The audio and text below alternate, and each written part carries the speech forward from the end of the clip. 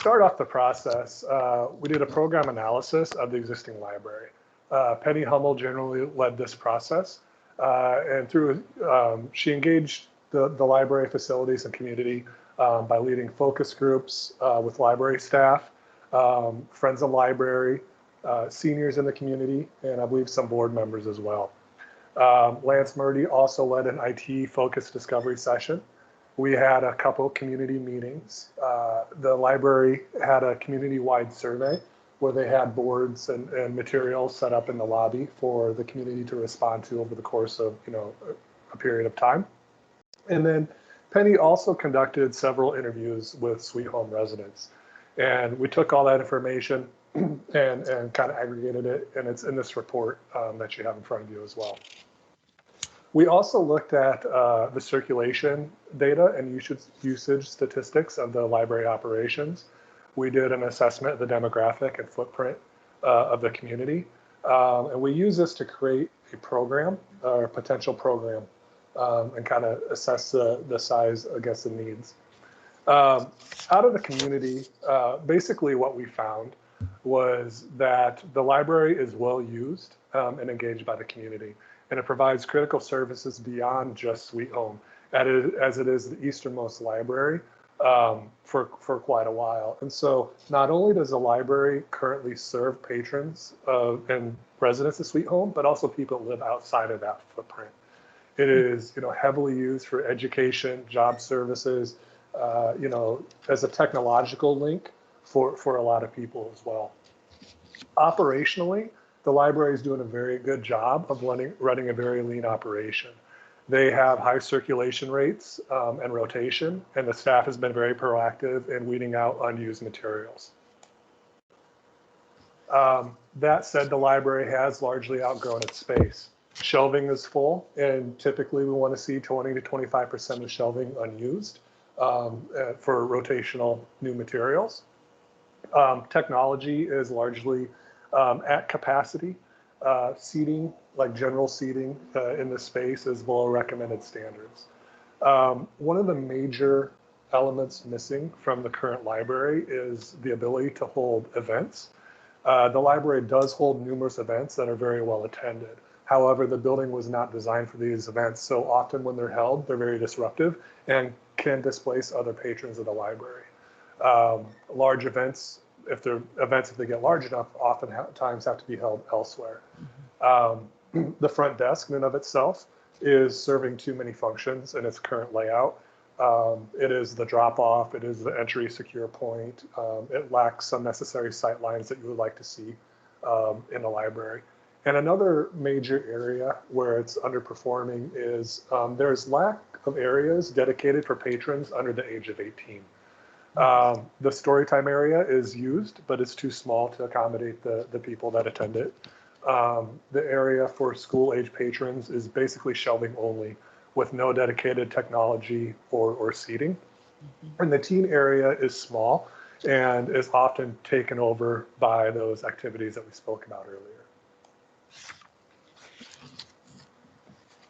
So all this kind of programmatically, this study led to some recommendations. The first one is that we need to increase shelving by about 20 to 25%, or to get 20 to 25% free shelf space. We need to increase lounge seating from about 36 to 61. Potentially expand and redesign areas for children and teens, give them dedicated spaces. Provide a family space for 0 to 5-year-olds and their caregivers. Increase from 10 publicly accessible computers to 24 to allow more people to use the facilities. We need to increase the programming and meeting room capacity. And we're looking at doing that by potentially providing a dividable 100 seat meeting room. Provide story time space with seating for up to 35 people, and provide for private study areas. And so what you see here, this is a graphical representation of the program. This is basically what the space needs would be to meet those metrics. And essentially what this tells us is to incorporate all these spaces in program, that the current facilities need to grow by about 7,500 square feet to a gross of about 13,326 square feet. I think it's about 5,700 square feet currently in the existing building.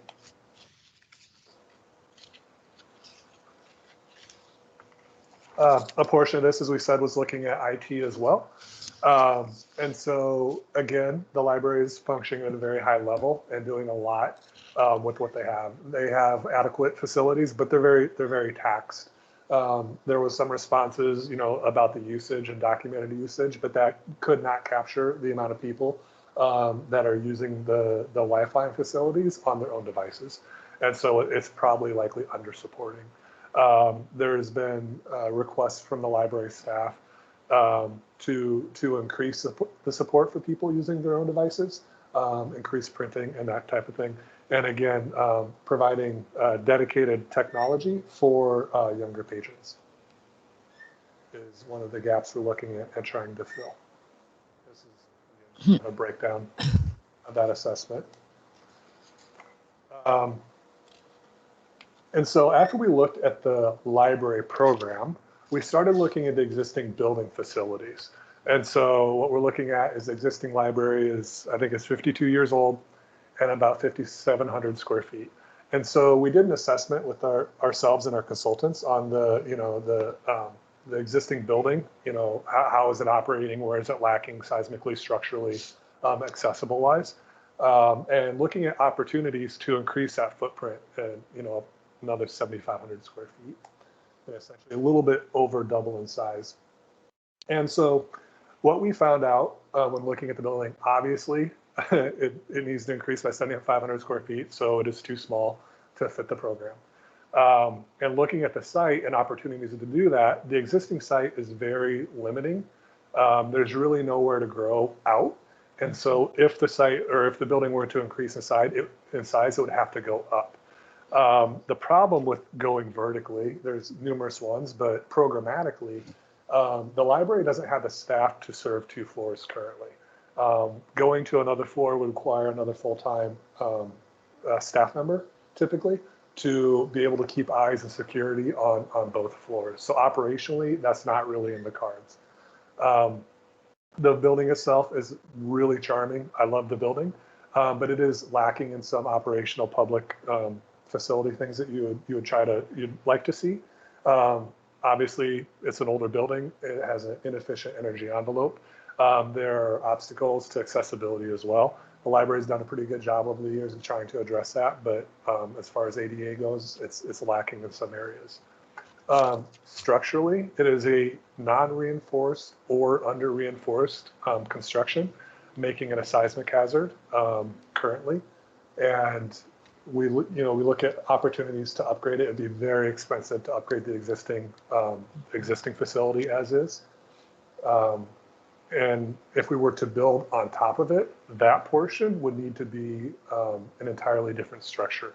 And that would also require strengthening of existing structural systems. Again, very expensive to do and probably cost prohibitive. Mechanical systems currently are at the end of their useful life and are in need of being replaced and or upgraded. The existing electrical systems are old and original, but functional.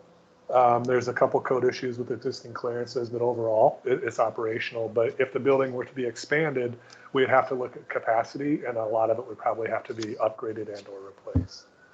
And so kind of with that, our recommendation is upgrading on the existing building on the existing site is not very feasible. And so we started looking at, what are potential sites and other ways we can accommodate the necessary growth. Flip through, we're getting there, I promise. And so to do that, we started looking at 3 potential sites, sites that the city would have access to. The first one would be the Boys and Girls Club. The second one being the existing parking lot, which is adjacent to the library. And the third one would be the old City Hall site. And in our analysis, starting with Site 1, the Boys and Girls Club, this is identified as a potential location because it has really good proximity to local schools and the Boys and Girls Club. as Sankey Park. It's a little bit of a deviation for the current library is, but it's still very well connected to the community, already owned by the city. The problem was when we really quickly found out, we started assessing the site, that it's in the 100-year floodplain. And so therefore, that's a disqualifier for us for a public building. We'd recommend building elsewhere. As you can see, this graphic shows that floodplain. Yep. So with that, we moved on to the second site, which is the existing parking lot.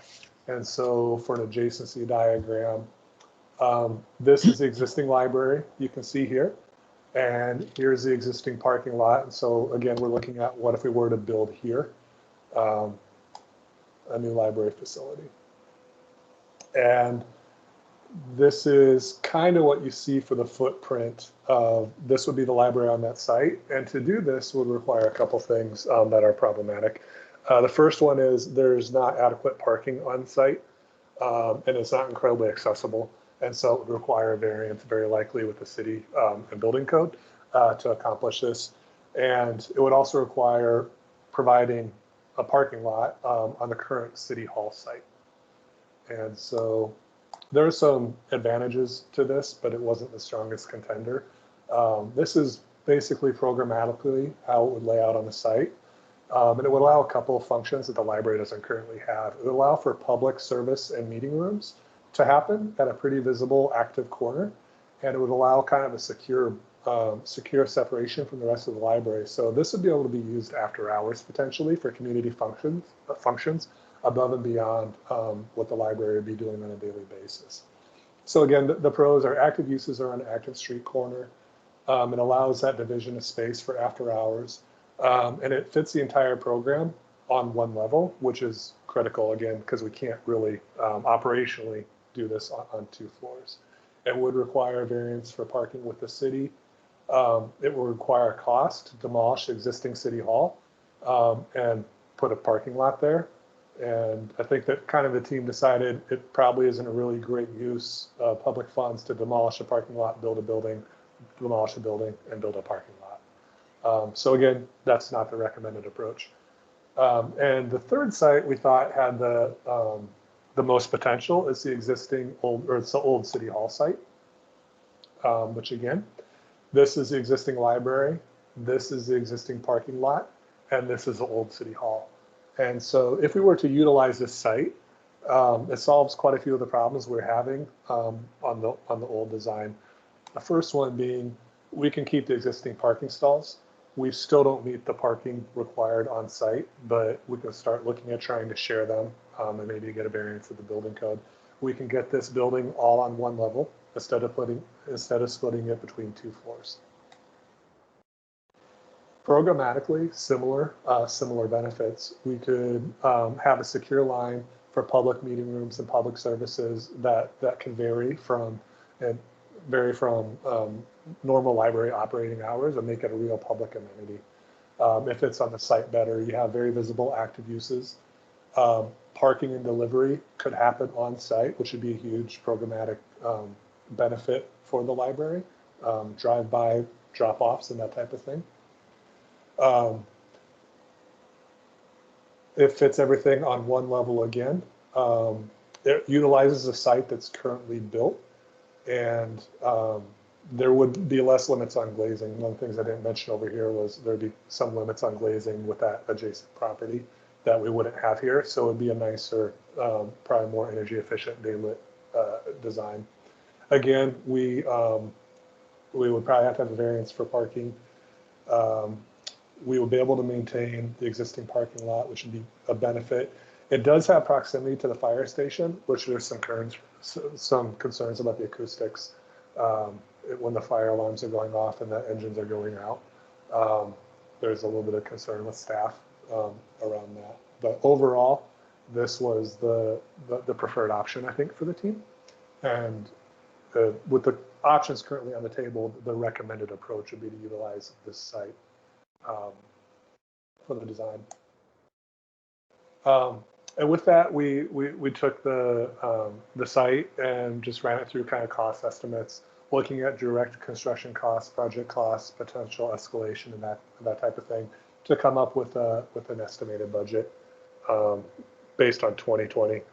We kind of paused a little bit, obviously, with the last year, so these numbers would need to be updated to reflect that. But that's what I had. I don't know if anybody had any questions or comments.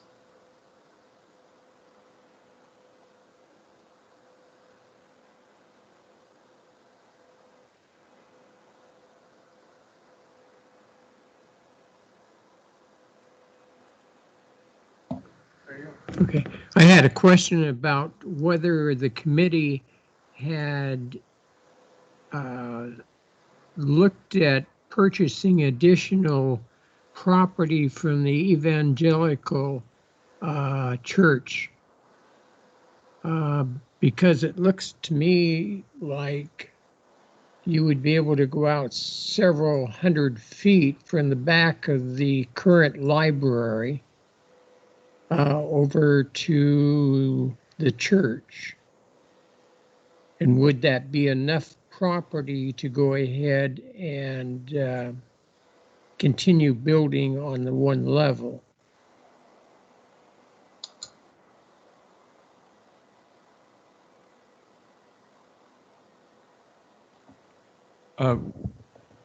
We did not. It's not something that was thought of. I guess we weren't that creative, I guess. I know there's quite a distance between the back of the church. I mean, well, actually from the west side of the church to the back of the library that we don't utilize as far as the church is concerned. I don't think that had ever been considered. I think that consideration, I think, had been given to the fact of using property that the city already owns. That's just an additional cost if you try to buy properties from someone else.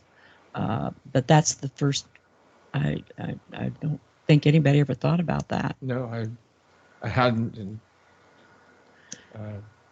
I don't think it's unrealistic, but it would certainly be an added expense. Mm-hmm. We'd have to. Well, consider. yeah, I realize that, but it might be still cheaper than some of the other options. Maybe. So I do remember that was brought up as an option Was at it? some point, yes. Oh, okay.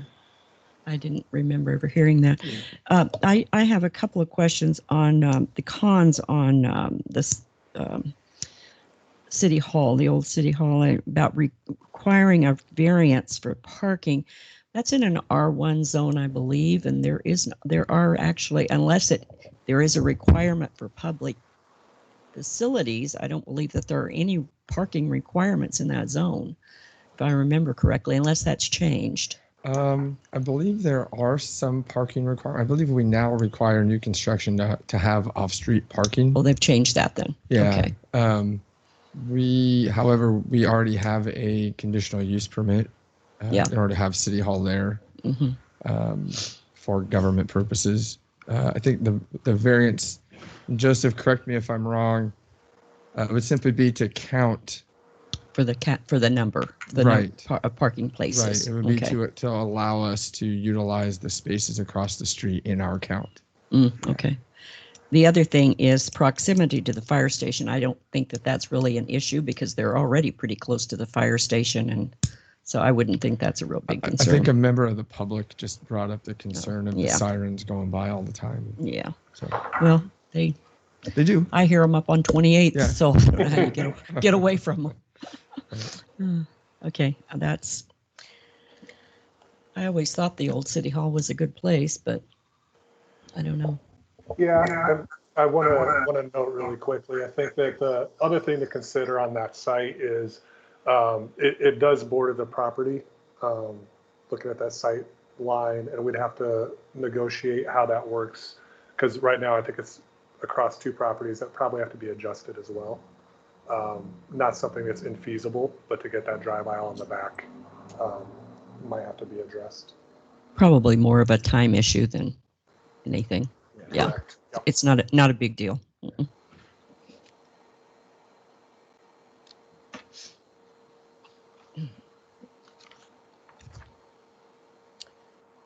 So what is it that we need from us tonight? You said something about needing a recommendation to city council. So we would like the library board to recommend this go to the council and for the council to consider it. I'm not sure. I would need to speak with the mayor and see if we wanted to do maybe a work session with you and them, or essentially the next step would be to, and Joseph, correct me if I'm wrong, but commission essentially an architect to come up with an actual footprint and design, which would then require we actually lock in a location. Mm-hmm. There have been, I spoke with Joseph and Richard this morning. There have been some other options that have presented themselves in the past month or so that we could certainly consider. A couple of them are probably pretty speculative, but certainly worth investigation. So there could be some other options ahead of us as well.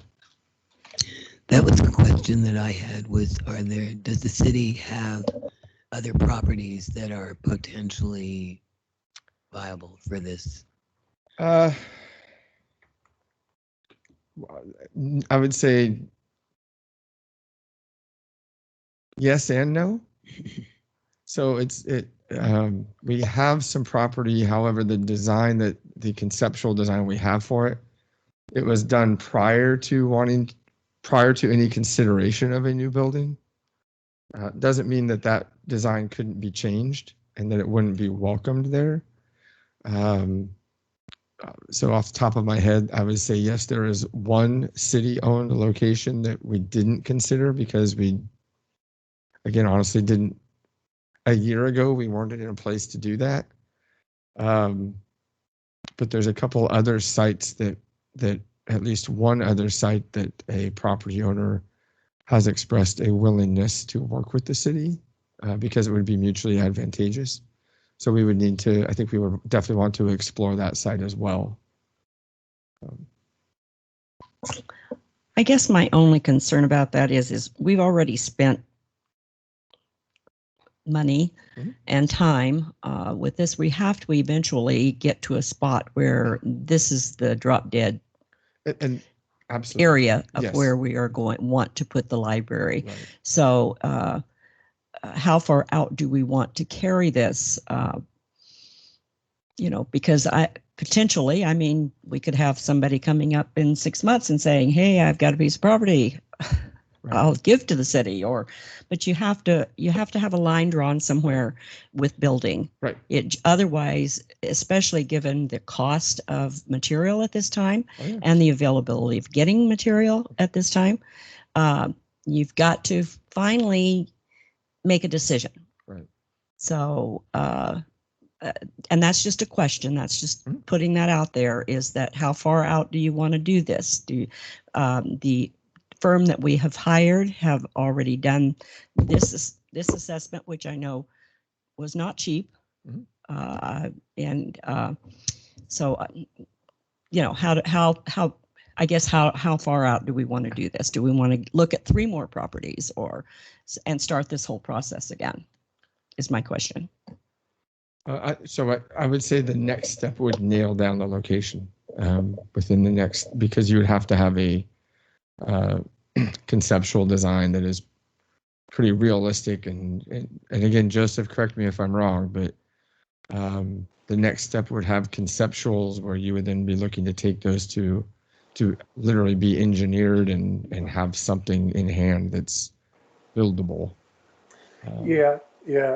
Kind of to your point, Ray, I think that the next step is to choose a site, and then there needs to be a very specific assessment and design done for that site to come up with essentially a vision that we can test, push and pull to check feasibility and viability.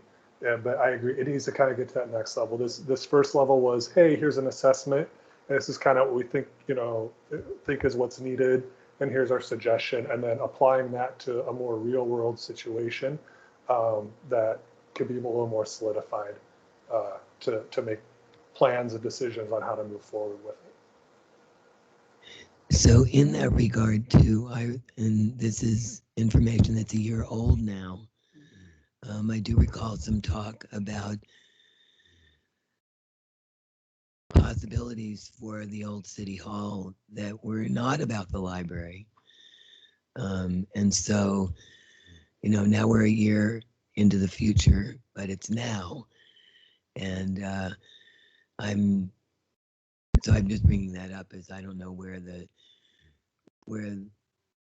city manager or the council is regarding other potential uses for City Hall. So currently we have a very friendly lease with the fire district to utilize it for some training, but it's with the understanding that this project is looming. So they're not, it's quite honestly, if they were to, destroy it or harm it in whatever way, with this project, it would be coming down anyways. So there's that understanding. Absolutely, yeah. Okay, so what do we need from us? I think what we need is a motion to accept. And Joseph, you can help me out here. You've done this more than I have, but basically a motion to accept the recommendation and to present it to council. That sound correct, Joseph? Correct. I'd so move. Okay. I second. Okay, all in favor? Aye. Okay, that's move it on.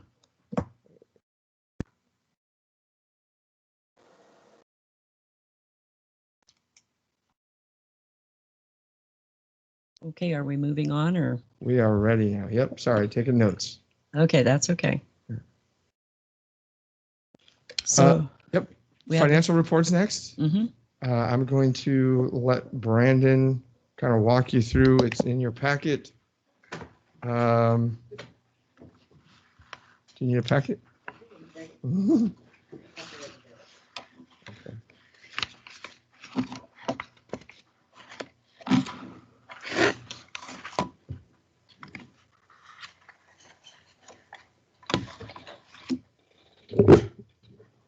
All right.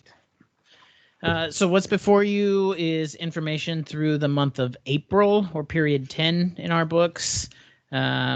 We have almost received all of the property taxes that we are likely going to get for the fiscal year. We'll have some small trickle as the remainder of the year goes on, but March is kind of the last big dump. And then we'll get one more semi-sizable one in June, but it's certainly not as large. We're usually sitting right about 98-99% right about now. So the good news there, if you'll see, the budget column is the kind of the second column of numbers from the left-hand side. We had set the budget at $442,000 for the year, and we're through April sitting at $470,000 basically. So certainly good news there, and all of that will reside in the library fund for future use. Library fees are down for the year. That was expected given circumstances with COVID and hours of operation. The library has also been generous in waiving some of those late fees given the ongoing environment, and rightfully so. So those are down compared to normal, but certainly not an excessive amount. We don't bring in a lot of fees as it is. So. The second page of that report outlines the expenditures and their status for the year. We are starting to, we've discussed before kind of when we would start to see those savings from the vacancy created by the library director position. You can see that in the personnel services, there's 25% that is still available. 25% in a normal year would be through the end of March. So the fact that we still have 25% at the end of April means we are starting to finally see those savings in that position vacancy. The materials and service budget is down rather significantly, again, related to the building only being open, on a partial basis, and certainly the spending freeze at the beginning of the fiscal year. But I do know that the library is very quickly purchasing books, and Julie in the city manager's office received a very large stack of invoices to process from Amazon today for all of those books. So I know they're very, very excited to kind of refresh the collection, and they're quickly doing so. Beyond that, there isn't really much. There's nothing out here that stands out really. The only significant variance for the year is going to be that kind of personnel savings, and we'll see. I think there will definitely be some leftover materials and service money, given the first 6 months of the year was kind of frozen. But I think they're doing well in catching up in some regards. So.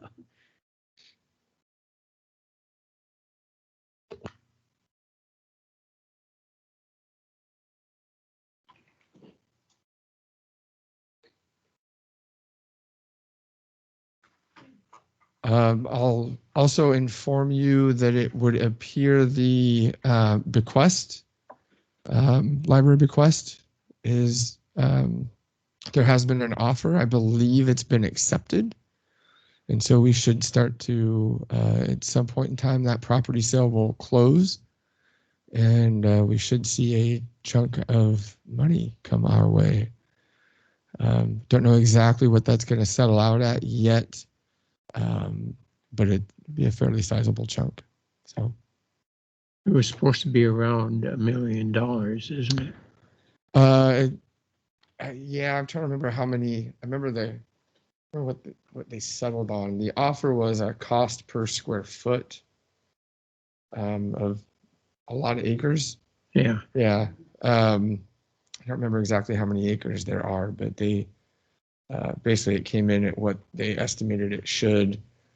Then the person who made the offer tried to come back and say, well, we need to fix the fence and some little things, and tried to get a little better deal. And so then they contacted, because I believe there's 3 groups that are named in the bequest, and all 3 of us were like, no, yeah, no, so not worth that kind of thing. So,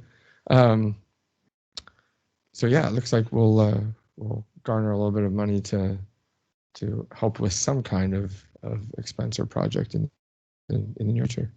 How much money, Ray, do we have in the study that was done by the architects? Around 100,000, is that right? For this that you just saw? Yeah. Oh, I don't believe it was near that much. Probably just maybe half of that, a little more than half of that. I don't know, Brandon, do you recall?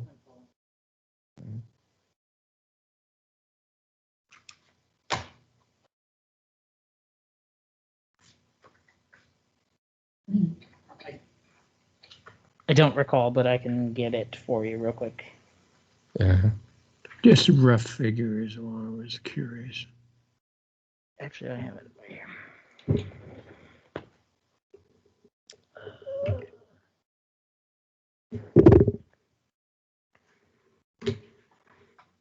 Where's my mouse?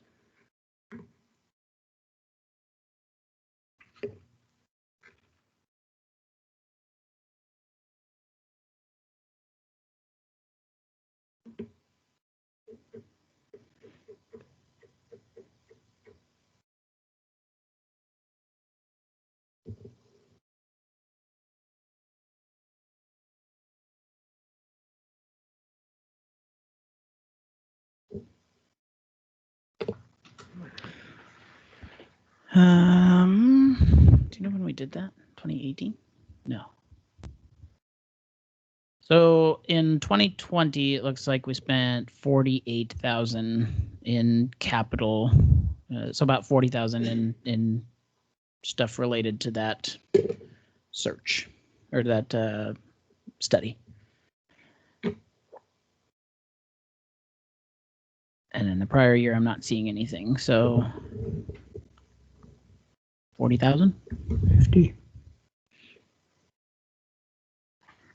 Was there any stipulations in the receipt that Ray, as far as the money was concerned? Was it geared for the construction or improvement of the existing physical structure, or? The bequests that were, Yeah. I think it was just had to be for the library. I think that was the only limitation. Okay. I wouldn't want you to quote me on that, but I don't think there were any strings really tied to it other than it had to be used for the library.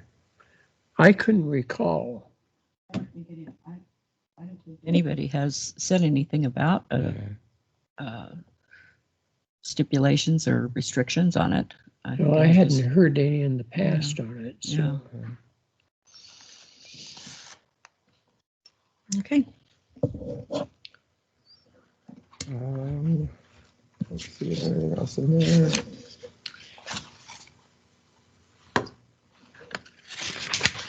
That's all that I have. So are we on to statistics, or is that what this last page is? Yep. Last 2 pages. Yeah. So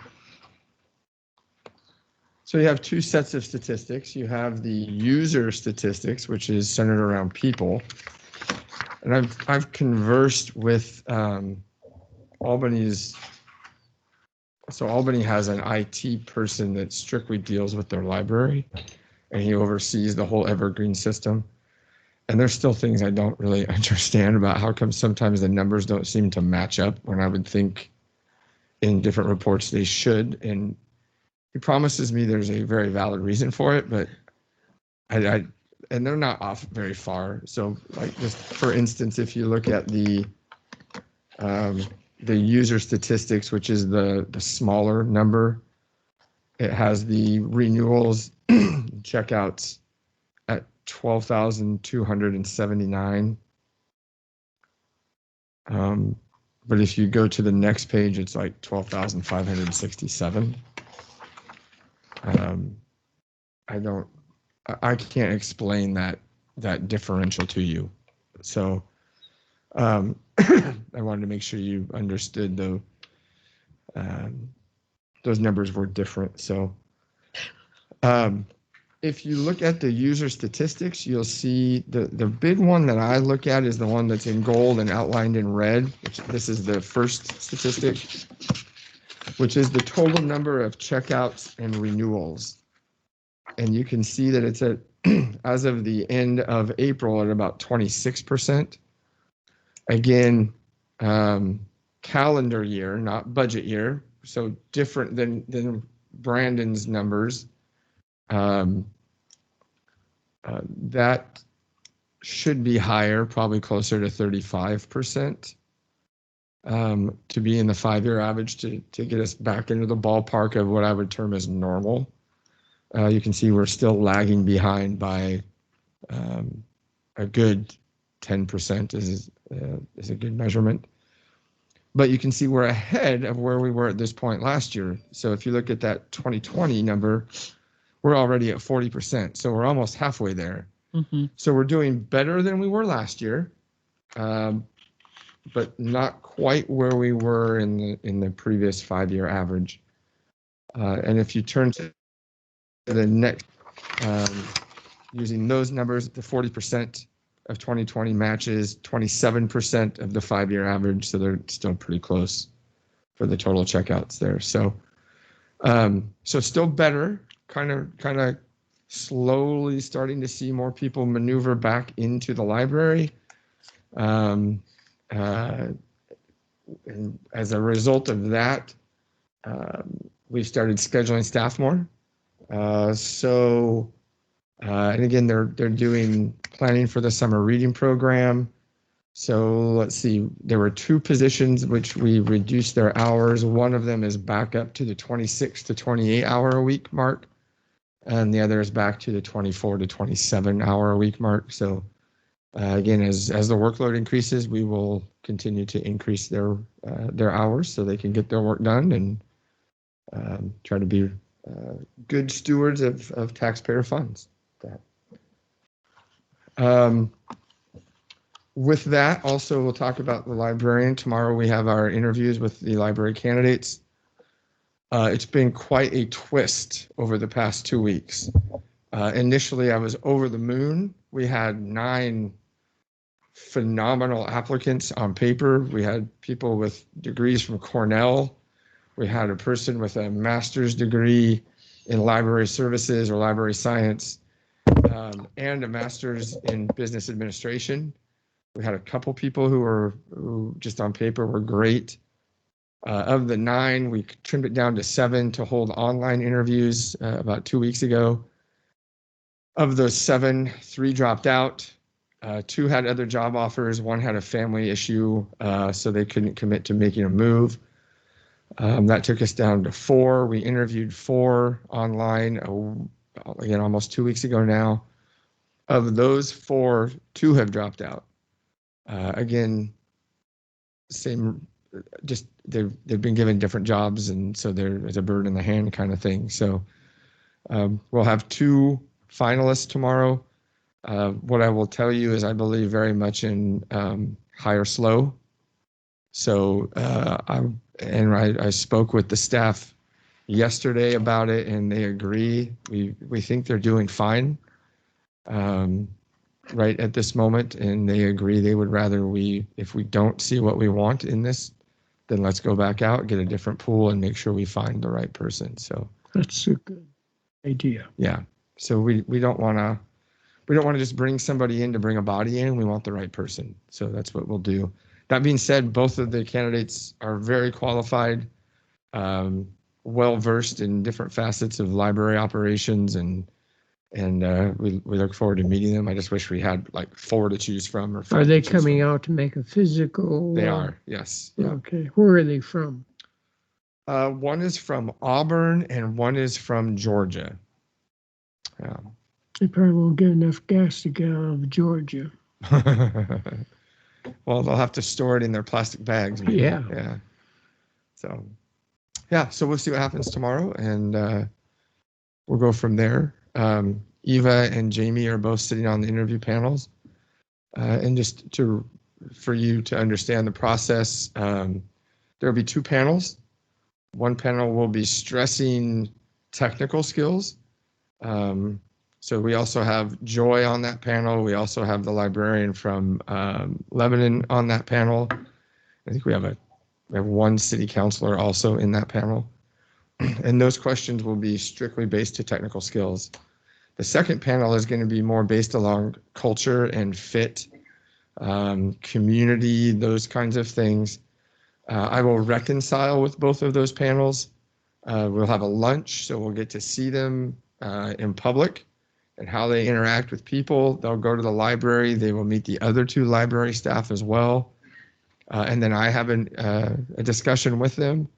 And based on all of that input, then we make a decision, and we'll either make an offer or we'll not make an offer. So we'll see from there. Be a full day. Oh, and they have a writing exercise that they were assigned today as homework that will be due on Monday. So I want to make sure librarians should be able to read and write, I think. Yeah. Very good idea. Yeah. So it's a short one. It's nothing big, but shouldn't be too challenging for either of them. Unless you have any other questions, that's all I've got for you. Do we pick up the transportation on the 2 candidates? We pick up for all of it. Huh? We pick up the whole bill. Yeah. Yeah. Anybody have anything else? Well, even with a visit with the architects, we did her. We did. Yeah. Thank you very much. Thank you. This meeting is adjourned at 5:25.